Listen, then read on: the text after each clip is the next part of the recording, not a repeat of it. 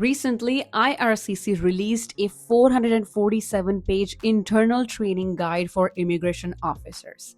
This document includes detailed case studies and examples of real PR applications, showing exactly what went wrong and why some applications were refused or sent for additional review.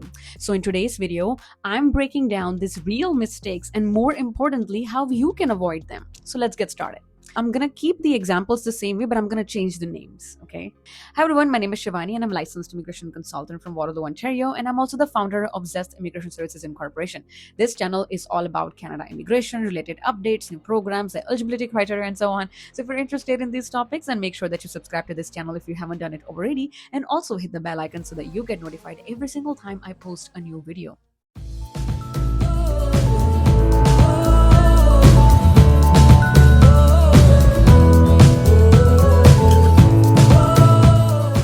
So let's start with mistake number 1, incorrect NOC codes.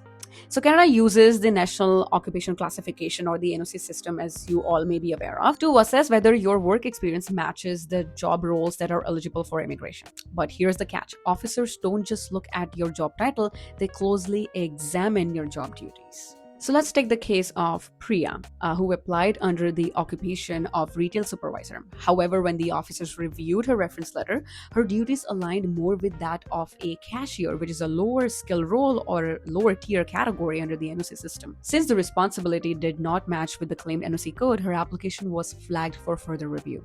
Solution: always choose your NOC code based on your duties and responsibilities and not just your job title. Use the NOC lead statement and main duties as your guide. Mistake number 2, not declaring changes in circumstances. If something major in your life changes, like a divorce, marriage, a job loss, or new child, you must update IRCC right away. Failure to do so can be considered misrepresentation, which can not only lead to a PR refusal, but also a 5-year misrepresentation ban. Let's say Sam. So Sam received an invitation to apply and later got divorced before submitting his application. Since his CRS score dropped as a result of divorce and he did not inform IRCC, his PR application was rejected. Solution: always update IRCC about any major changes, even if it seems risky. It's better to be upfront and stay eligible for future rounds of invitations at least. Mistake number 3, inadequate proof of work experience. Many immigration programs require at least 1 full year of continuous paid and qualifying work experience, but not all jobs count, especially freelance, gigs, unpaid roles, or part-time work that does not meet the hourly threshold. Let's take an example of Deepak. He had 20 years of experience as a film director, but in the last 10 years, he did not have 1 year of continuous paid employment. Most of his work was freelance or on short contracts. As a result, he did not meet the basic work experience requirements. Solution: review the exact work experience requirements for your stream and make sure your job duties match the NOC code duties and that your experience is recent, paid, and continuous. If the program requires continuous experience, some of the program requires cumulative, so it's a different scenario.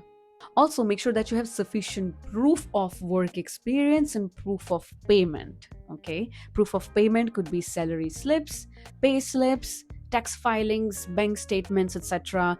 And proof of experience can be job contracts, experience letters, employment reference letters, etc.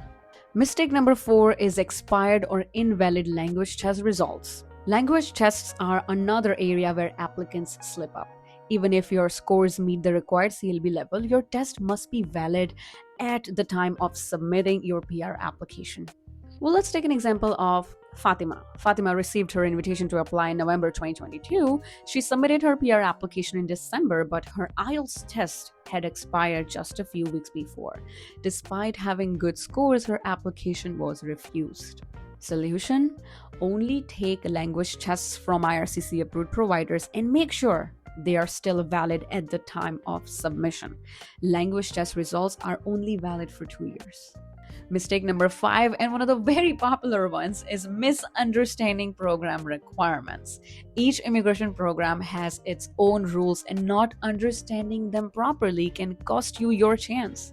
Let's take an example of Alina. Well, Alina worked as a lab assistant at a university while finishing her master's. She believed that she qualified under the Canadian Experience Class program, but IRCC officers noted that most of her experience was gained while she was a full-time student, which doesn't count under CEC. This is just the one type. There are also many other types of experiences that do not count under CEC, so please make sure that you look into that as well. Solution to this is that review your program's eligibility criteria carefully, especially for CEC, PNPs, rural programs, whatever, and make sure that you do everything right, and make sure whether the experience that you have gained on whatever status counts towards that program's work experience requirements or not.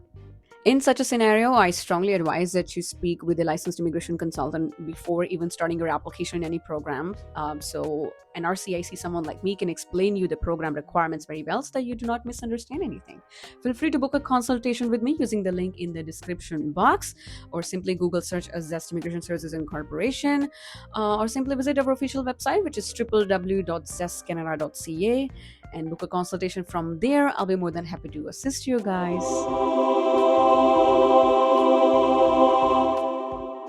Mistake number 6, overlooking medical and police clearance. Even if you meet all program criteria, your PR application can still be refused if you or a family member are found inadmissible for medical or security reasons. Let's take an example of Ona. A qualified software engineer had his PR refused because his spouse was found medically inadmissible. She had a health condition that could potentially require long-term dialysis, leading IRCC to flag the application under excessive demand on Canada's healthcare system. Solution: it's crucial to be aware of potential inadmissibility even from dependents. Depending on the situation, there may be legal remedies or waivers available under the humanitarian and compassionate grounds, but it's important for you guys to at least know about these. So as you can see, there is a lot more to a PR application than just filling out forms and attaching documents. From selecting the right NOC code to understanding your program requirements and ensuring your documents are valid, and each and every such detail matters a lot. If you're unsure about your application, don't take risks. Consult with a licensed immigration consultant. We at Zeste Immigration Services Incorporation are more than happy to assist you. Again, the link to book a consultation with me is in the description box. See you guys next time in the next video. Thank you so much for your time today. All the very best. Take care. Bye bye.